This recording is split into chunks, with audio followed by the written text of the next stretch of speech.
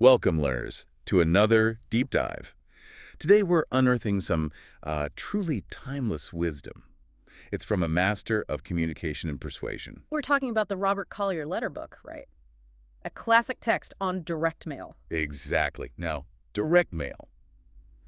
It might sound a bit like a relic. A thing of the past. Well, yeah, but the underlying psychology Collier tapped into, it's more alive and critical than ever, especially now in our hyper-connected digital world. That's what I think, too. The principles, they seem to apply everywhere. Absolutely. They really are as relevant today as back then. We're going to try and pull out those core ideas, the things that make communication, well, connect. Whether that's an email, a presentation. Or even just, a crucial conversation you're having. Right. So that's our mission today, showing you how to cut through all the noise out there, grab some genuine attention, and inspire people to actually act. You should uncover some surprising bits about human psychology. Lots of aha moments, I think. Things that go way beyond just writing letters.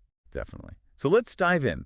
What's the most kind of fundamental lesson Collier offers? What makes any message truly, pay off?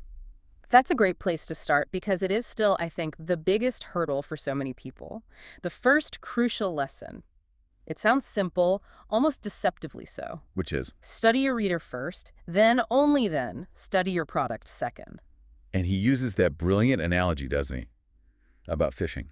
Oh, yeah, the fishing one. Getting results with a letter or any message, really. It's like landing a fish. It's not about the fancy rod, the expensive reel, the shiny lure. Nope. It's all about knowing exactly what bait they'll bite on, what that specific fish wants. That analogy, it just cuts right through, doesn't it? Strips away all the jargon and complexity. It really does. And Collier, he famously boiled down the core of it all into just 2 sentences. Okay, what are they? What is the bait that will tempt your reader? And then how can you tie up the thing you have to offer with that bait? Simple but profound. So what's the common mistake people make then? Well, he observed that people often just sort of butt in on someone else's thoughts, their existing mental conversation, about their own concerns. Instead of finding a related subject. Exactly. A related subject to kind of chime in on, to join the conversation already happening in their head. Yeah, think about it from the reader's point of view. Why should they stop thinking about their own important stuff to plow through pages about your project? They probably won't unless you connect what you have directly to their deepest interests, their prime human emotions. You have to tune into what's already occupying their thoughts. He gave that great example, didn't he, about trying to sell something using a customer's love for children. Yeah, he said that'll likely just make them laugh at you. It feels manipulative, I guess. Right. But contrast that with telling a man, hey, we only have 2 of these cars left in stock, and the price goes up 25% next week. Now that connects. It taps right into his desire for a good deal, maybe fear of missing out. And he'll probably believe you because it feels specific and urgent. It's about their desires, their priorities, not just your message. Such a fundamental shift in perspective. It is. And, in today's world, with information just flooding us, Yeah. the mere fact that an email subject line looks personal or an envelope looks like a letter, that doesn't guarantee interest anymore, not like it might have decades ago. So your communication, whatever form it takes, it's still bait. Exactly. And it has to stand out from that deluge. Otherwise, it just gets, instantly deleted or tossed. Okay, so you've understood your reader. You know their mental conversation. The next big challenge is making your message, your bait, irresistible. How did Collier suggest we do that? Well, he pointed to 2 main strategies, right? First, appealing to those primary human emotions. Ah, yes. Emotion first. Yeah.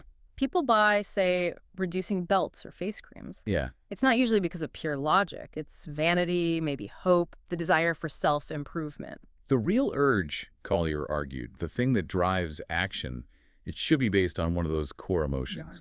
And then you provide the reason, the logic, as kind of an excuse or justification for the decision they've already emotionally leaned into. It really taps into how we actually make decisions, doesn't it? Emotion leads, reason follows. Pretty much. We often decide with our gut, then build the logical case afterwards. So good communication hits the gut first. Okay, so emotion is one. What was the second strategy? Injecting what he called news value. News value. What does that mean exactly? It means finding something in or about your offer that feels fresh, topical, maybe surprising, something that breaks the pattern. Especially if your offer doesn't immediately, obviously, connect to their current concern. Exactly. You use that news angle to temporarily divert their mind, grab their attention, make them pause. And he had some amazing examples of headlines that did this. Real grabbers. Oh, absolutely. Like when the rattlesnake struck. Which sold, what, hundreds of thousands of O. Henry books? Yeah. Incredible. Just that title alone makes you want to know what happens. Or things like, will a yellow king rule the world? Or what is the unpardonable sin in all nature? Wow. Even now, hearing those uses, you have to know the answer, right? It shows how little basic human curiosity has changed. It really hasn't. And you can see how this applies to different audiences. He gave examples. Like for a householder. Yeah, you might start with local burglary stats. Something like, isn't it alarming how thieves seem to be getting away with it these days? Connects to their sense of security. And for a farmer. Address a common problem directly. Any man who owns a cow loses a calf once in a while. It shows you understand their world. Or a motorist. Hmm. The annoyance of a rain-streaked windshield. Or even a doctor acknowledging the sheer clutter of books a doctor can get around him. It's about empathy, meeting them where they already are. This focus on the reader extends to using word pictures too, doesn't it? Yeah. Creating vivid mental images. Definitely. Instead of just dry descriptions, he pushed for using similes, comparisons that strike a familiar chord. Like describing apple's ass. Like those with which Eve tempted Adam. Or honey. Such as Cleopatra served to Antony. It adds a layer of richness, of story. And it goes beyond just visuals, right, into other senses. Oh, yeah. Think about descriptions like thick, creamy chocolate coatings that give you that mortish feeling. You can almost taste it. Yeah. Or those evocative details about, like, Stilton cheese, ham, and bacon. Making you realize how fond he is of all his relatives. It makes the product feel personal, relatable. Even describing real estate, not just features, but as a haven for those who prefer to create their own amusement. Right. It appeals to a deeper desire for naturalness, escape, self-reliance, not just, square footage. It paints a picture of the life they could have. Okay, so we've grabbed their attention, tapped into emotion, painted a picture. But now you need to actually seal the deal. Collier insisted proof was crucial, didn't he? Absolutely crucial. He basically said all the persuasive arguments in the world don't stack up against solid, concrete proof. And how did he suggest providing that proof? What works best? Well, this is where things like testimonials and free trials really come into their own. They change the dynamic.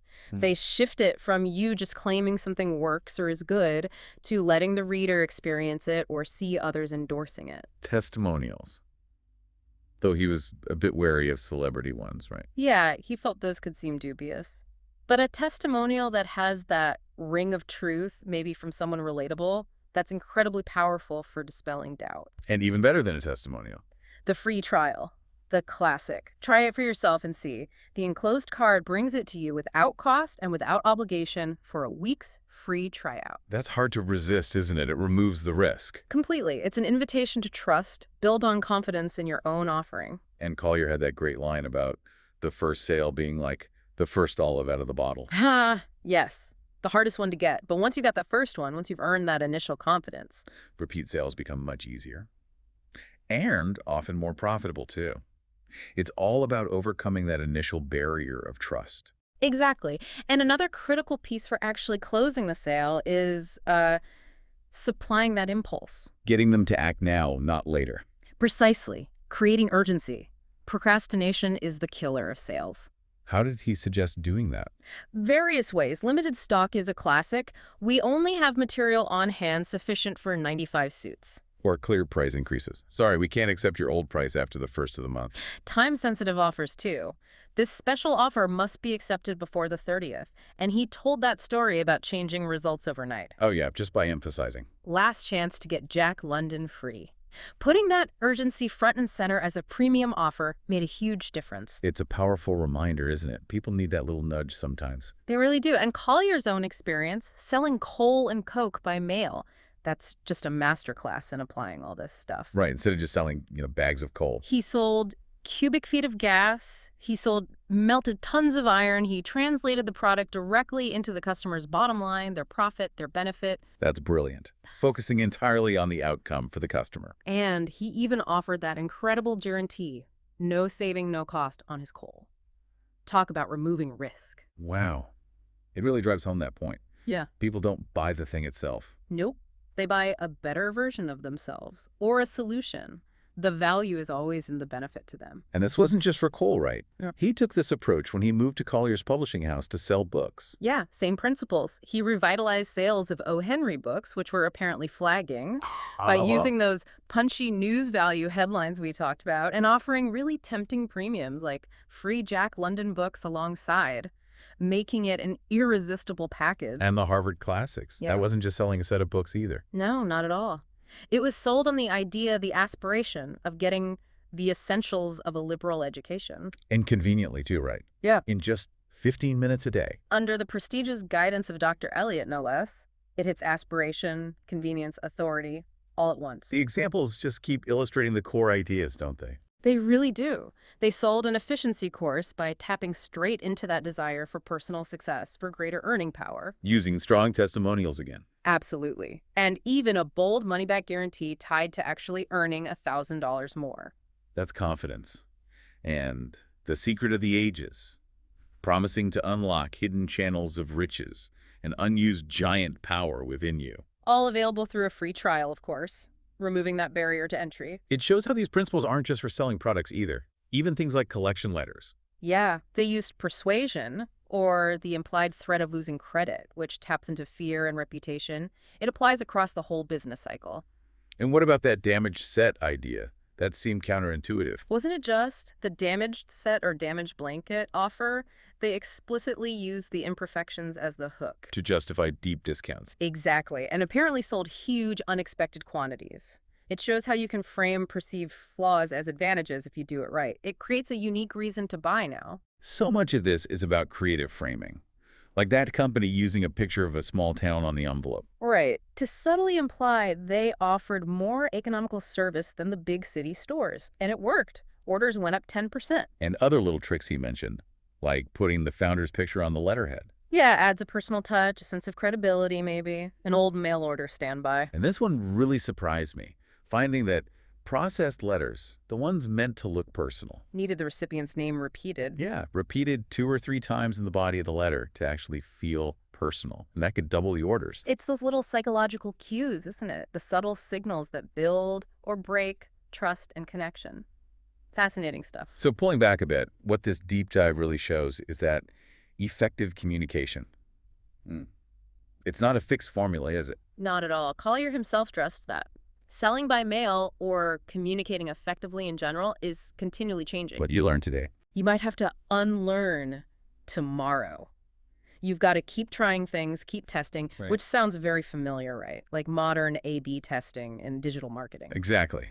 The platforms change, the tools change, but that need to test, to adapt, that remains constant. Which means there's no single best method that works forever.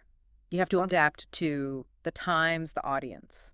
But at the same time, understanding those tested, enduring methods is still vital. Like his point about how to. Oh yeah, the magic words how to. He found they consistently boosted conversion rates. Why do you think that is? Well, it speaks directly to that fundamental human desire for knowledge, for improvement, for solving problems, doesn't it? It promises a clear benefit. Makes sense. And ultimately, Collier said the most important factor is The letter itself, or the email, the presentation, the core message. That's what carries the load. And what about length? People always obsess about keeping things short today. His advice was brilliant, I think. Make it long enough to reach the ground. Meaning, as long as it needs to be to tell your story effectively, keep the reader engaged and make your case. Don't make it artificially short, but don't pad it unnecessarily either. Complete the thought. Good advice. It's about effectiveness, not just brevity. Right. And ultimately, selling or persuading is about making people want what you have more than they want the money it costs. And one of the easiest ways to tip that balance. Is to sugarcoat your offer. Add gifts, premiums, bonuses, that little something extra. Like that old French term he mentioned, lamiap. Exactly, where a merchant just throws in something extra as a goodwill gesture. It creates reciprocity, value. And that principle applies everywhere, doesn't it? From dental supplies to magazines. Fosters goodwill, makes the offer feel more valuable, harder to resist. It's timeless generosity, really. And speaking of timeless appeals, let's not forget the power of humanizing things. especially for fundraising. Oh, absolutely. Instead of just throwing out big, vague numbers about need. Tie the appeal to one person's story, the story of one crippled child, or a specific daddy's cure story for Christmas seals. That connects directly with emotion. It drives action in a way that abstract statistics just can't. It puts a human face on the need. So wrapping this up, what does all this Collier wisdom mean for you, our listener, today? Well, whether you're crafting that big pitch or just writing an important email or figuring out your business strategy, These timeless principles really hold up, don't they? It boils down to understanding human nature. striking that emotional chord, making your offer feel irresistible because the benefits are clear, the proof is there, And there's a compelling reason to act now. which does raise a really interesting question for today, doesn't it? In a world where AI can churn out text in seconds, Yeah. how much more crucial does that human element become? That deep understanding of your audience, applying these psychological insights thoughtfully. That's a great point. The tools change dramatically, but maybe that core wisdom, figuring out what bait will they bite on, becomes even more valuable.